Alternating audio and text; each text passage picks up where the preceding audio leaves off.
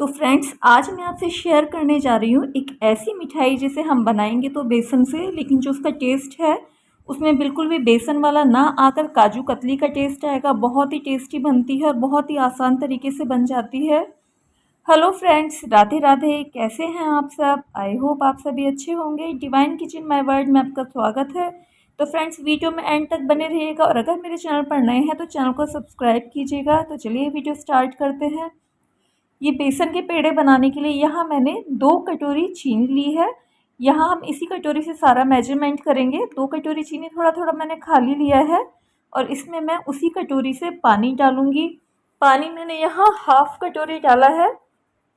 अब हमें इसे चलाना है। हमें तब तक चलाना है जब तक कि जो चीनी है हमारी मेल्ट नहीं हो जाती। हमें कोई चाशनी नहीं बनानी है।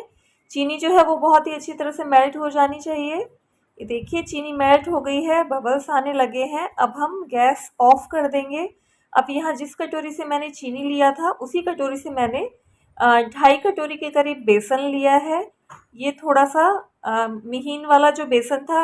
अगर आपके पास मोटा बेसन हो तो आप 2 कटोरी बेसन लें, और अगर थोड़ा सा बारीक बेसन हो तो 2 से थोड़ा सा ज़्यादा ले सकते हैं। सारी चीज़ें हम जो कम ज़्यादा है अंदाजे से कर सकते हैं। अब हमें इसे अच्छी तरह से चाशनी में मिक्स कर लेना है। बेसन हमें कच्चा ही मिलाना है और जब तक कि इसमें ये जो लम्प्स थे, गुठली थी, ये ना हट जाएं तब तक हमें विस्कर की मदद से अच्छी तरह विस्क कर लेना है। जब जो गुठलियाँ वगैरह थी वो एकदम से हट जाए तो हम गैस ऑन कर देंगे। अब यहाँ मैंने जो देसी घी है वो गर्म किया था, तो जिस कटोरी से मैंने चीनी ली थी वही 1 कटोरी मैंने घी लिया है, मेल्ट कर लिया है। आप चाहे तो घी और रिफाइंड को आधा आधा करके मिक्स कर लेते हैं, जैसे मैसूर पाक में करते हैं, या आप सिर्फ घी भी ले सकते हैं। मैंने घी लिया है। तो अब हम क्या करेंगे, गैस ऑन करके जो बेसन वाला मिक्सचर था इसे हम इस तरह से विस्कर की मदद से विस्क करते जाएंगे, अच्छी तरह से मिलाते जाएंगे और बीच बीच में थोड़ा थोड़ा सा जो घी है इसमें डालते जाएंगे। अभी मैंने थोड़ा सा घी इसमें डाला था। अब हमें इसे तब तक मिलाना है जब तक कि जो घी है वो बेसन के साथ अच्छी तरह से मिक्स ना हो जाए। फिर यहाँ मैंने थोड़ा सा घी और डाला है। फिर अच्छी तरह से मिलाएंगे। इससे क्या होगा कि जो हम गरम गरम जो इसमें घी ऐड करेंगे उसके साथ जो हमारा बेसन था वो पकता जाएगा, कच्चा नहीं रहेगा और इसका जो बहुत ही अच्छा टेस्ट आएगा। ये देखिए, घी एकदम से गर्म होना चाहिए। जैसे ही हम गरम घी इसमें डालेंगे तो एकदम से झाग उठेंगे।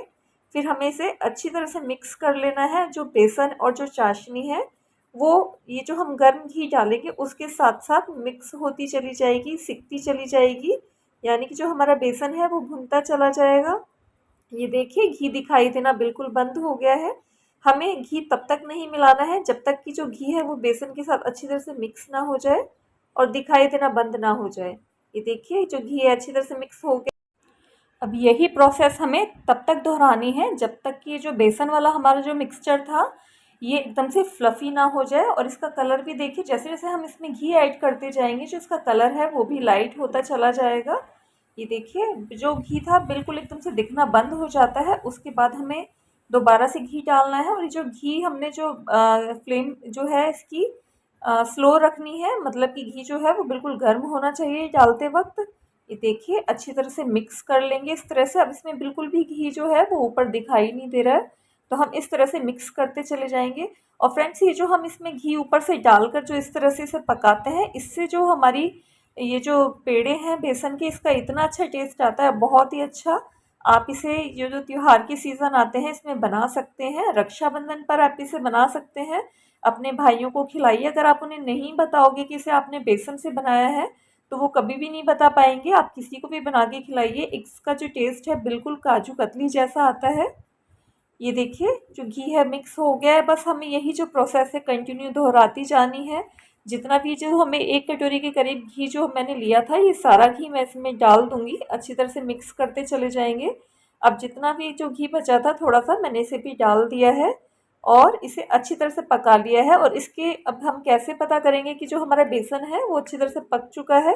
एक तो जो इसका कलर है वो बिल्कुल लाइट हो जाएगा पहले के बजाय, और इसके अंदर जो बबल्स हैं वो आने लगेंगे और चलाते वक्त हल्की सी इसके अंदर एक जाली सी दिखाई देने लगेगी। जैसे ही हम इसे चलाएंगे, किनारों से घुमाएंगे, तो हमें इसमें एक हल्की सी जाली दिखाई देने लगेगी।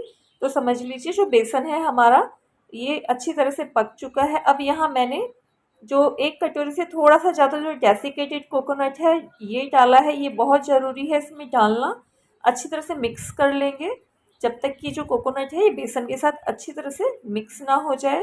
फ्रेंड्स, वैसे हमने इसे बनाया तो बेसन और कोकोनट बस ये दो चीज़ें ही यूज़ की हैं, लेकिन इसमें जब आप खाओगे तो ना तो इसमें बेसन का टेस्ट आएगा और ना ही कोकोनट का आएगा, और बिल्कुल एकदम जो काजू कतली आती है उसका टेस्ट आएगा। अब यहाँ मैंने 2 चुटकी के करीब जो बेकिंग सोडा होता है वो डाला है।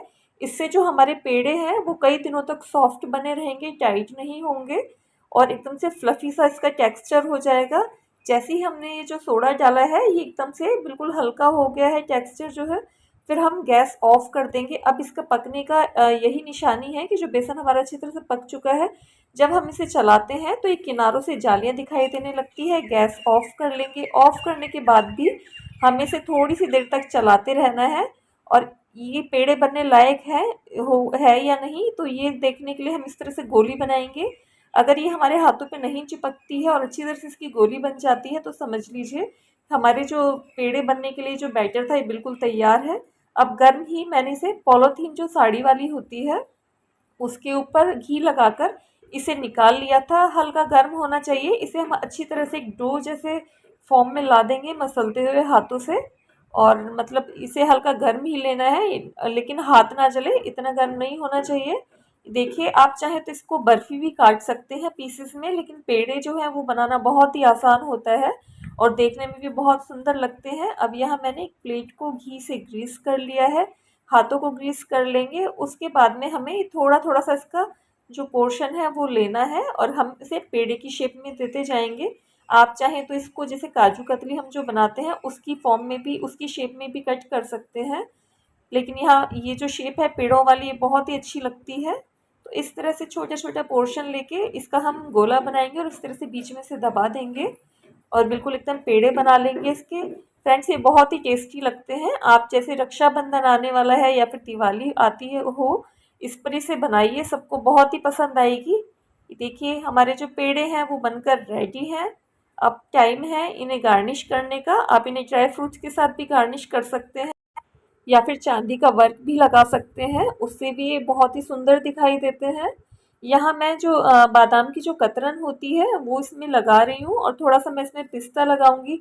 आप चाहे तो चांदी का वर्क लगा सकते हैं या फिर बादाम को 2 पीसेस में कट करके हाफ हाफ जो बादाम के पीस होते हैं उन्हें भी लगा सकते हैं या फिर एक काजू भी लगा सकते हैं।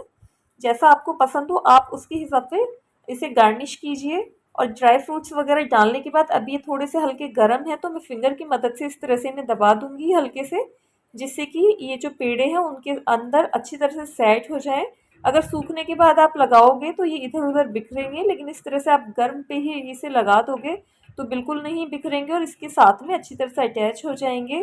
तो फ्रेंड्स, ये हमारे जो टेस्टी से जो पेड़े थे बन के रेडी हैं। वैसे तो ये बेसन के पेड़े हैं, लेकिन फ्रेंड्स ये मैं आपको 101% गारंटी दे सकती हूँ कि इसमें बिल्कुल भी बेसन का स्वाद नहीं आएगा।